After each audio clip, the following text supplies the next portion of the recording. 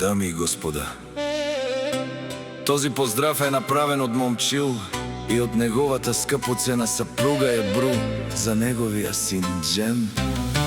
Идва тази песен от момчил и от неговата скъпоценна съпруга Ебру за неговия син Джем. Вали гарми на Джем патрона и пак му върви, върви петерница. Той е човека, когато те видят с най-мощния Мерцедес. Целес, брат ми, Джем патрона, всички се крият, ти си човека. За 100 човека, хайде, брат ми, Джем патрона. Изгорял си целия Плевен с най-мощния Целес. Хайде, брат ми, Джем патрона, ти си човека за 100 човека. Хайде, брат ми, Джем патрона, всяка майка Джем патрона не ражда, той е вълк единат. Хайде, брат ми, Джем патрона, ти си човека.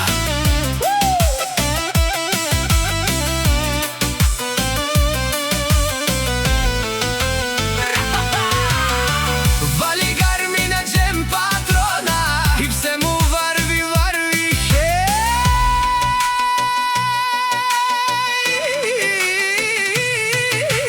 Дами и господа, този поздрав е направен от момчил и от неговата скъпоценна съпруга Ебру за неговия син Джем патрона. Вали гарми на Джем патрона и пак му върви Плевен. Той е човека, когато те видят, брат ми, Джем патрона. Всички се крият като мишки. Ти си най-големия Джем патрона, ти си патрона от най-богатите, караш си най-мощният Целес.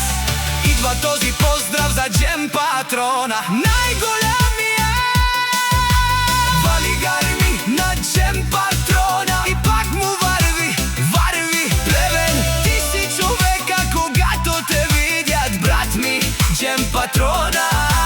Всички се крият като мишки. Аша!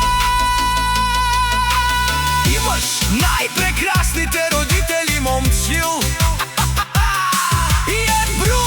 Хайде, брат ми, Джем патрона.